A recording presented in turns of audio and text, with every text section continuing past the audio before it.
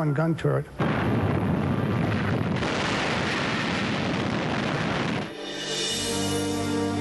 The Arizona foundered in 9 minutes and burned for 2.5 days.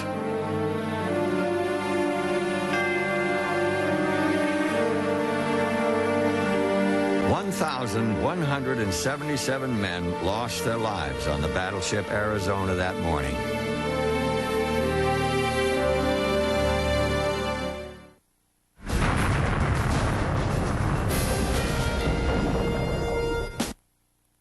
The Americans were stunned by the daring of the Japanese. I think there was an arrogance on the part of America to understand that the Japanese were capable of these things. Mostly when you read newspapers or magazines of the period, you got the impression that the Japanese were inferior. Japanese planning was anything but inferior.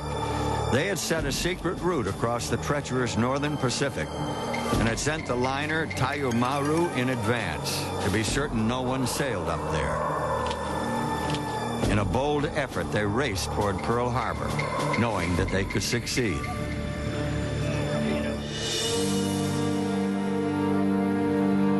The sunken Arizona was thought by many to symbolize the end of an era.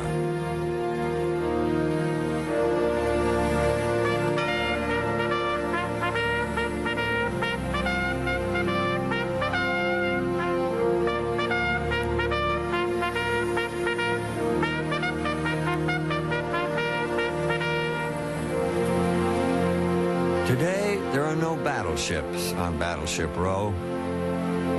Only the symbols and memories of those once great warships and of the war itself linger on. The Japanese had been planning their attack for over a year. Their war plan had been secretly but actively in operation since the fall of 1941. It included the conquest of Guam, Wake Island, Hong Kong, the Philippines, and Malaya. It began with their surprise attack on the Americans.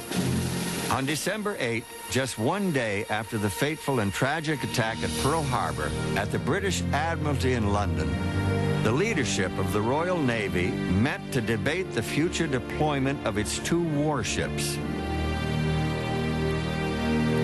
Prince of Wales and Repulse, Winston Churchill's personal choice to protect the far-flung reaches of the British Empire.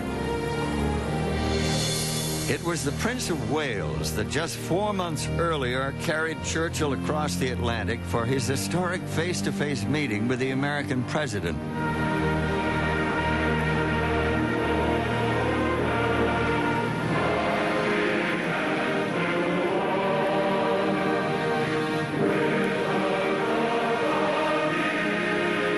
Symbolically, under the guns of the British battleship, they had signed the Atlantic Charter.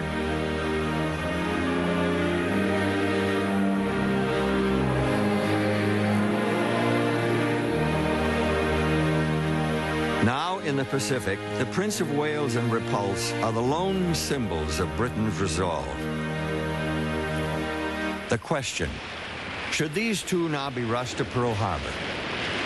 The debate continues throughout December 9. At day's end, they adjourn. The decision will be taken tomorrow, December 10, 1941. But off the coast of Malaya, it already is tomorrow. As Admiralty officials sleep in London, Repulse and Prince of Wales search the sea for a Japanese landing force and are spotted from the air. As at Pearl Harbor 48 hours earlier, the combination of high-level bombers and low-flying torpedo planes is devastating. It will be the first time that aircraft will sink a battleship underway at sea. 840 British seamen lose their lives when the Prince of Wales and Repulse are both sunk. The Prince of Wales and Repulse was very much Churchill's own miscalculation. He thought that a small, fast squadron of capital ships based in Singapore would act as a very potent deterrent to a country that he thought of as effectively a bunch of rather crude yellow men who hadn't really grasped Western technology. Nothing could have been further from the truth.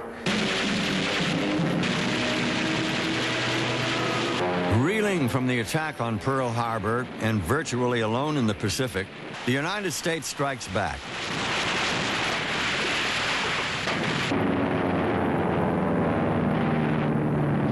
Her two Pearl Harbor-based aircraft carriers were at sea during the attack on December 7. By the spring of 1942, they had ravaged the Japanese fleet in the battles of the Coral Sea and Midway. At Midway alone, the Japanese lost 4 carriers and over 300 planes.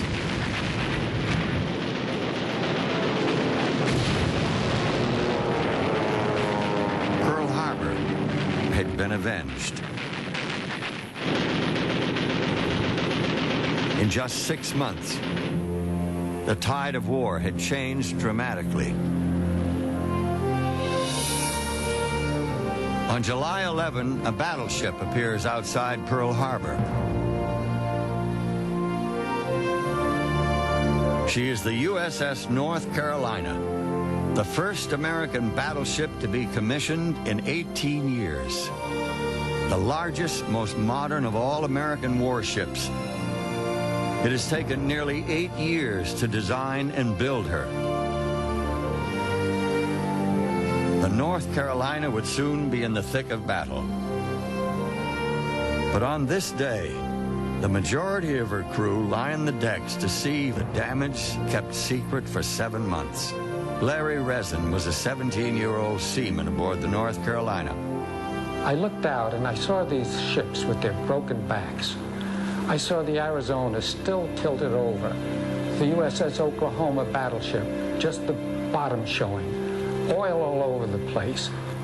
All of a sudden, there was this cheer from the men on the ships, from the shore, and I said to myself, we haven't done a thing, a damn thing, and they're cheering us. Ken Hughes was at Pearl Harbor when the North Carolina came down the channel.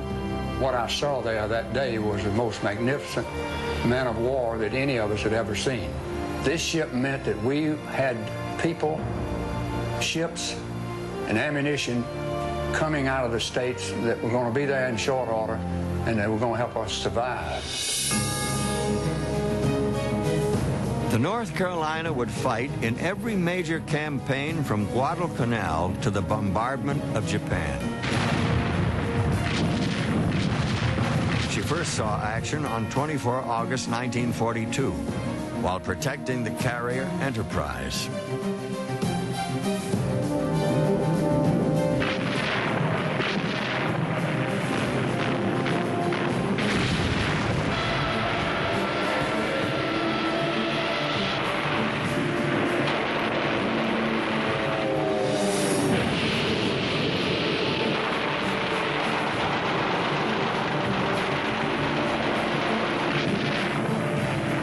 Performance was remarkable, since at the time she had none of the 40mm anti-aircraft guns with which she would later be equipped. At one point, 6 dive bombers were driven off by her primitive 20mm deck guns. And by day's end, she had shot down 7 planes and assisted with 7 more.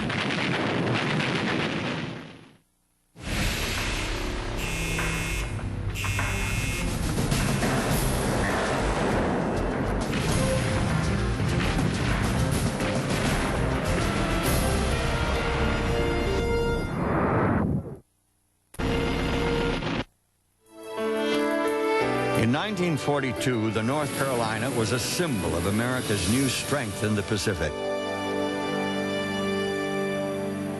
She would soon be joined by 6 of the 8 battleships the Japanese thought they had destroyed at Pearl Harbor. At Guadalcanal, the carriers Enterprise, Saratoga, and Wasp were joined by the North Carolina, Washington, and South Dakota. Roosevelt Flenard served aboard the North Carolina. August 7th, 8th, and 9th, 1942, the North Carolina was a part of a task force that invaded Guadalcanal.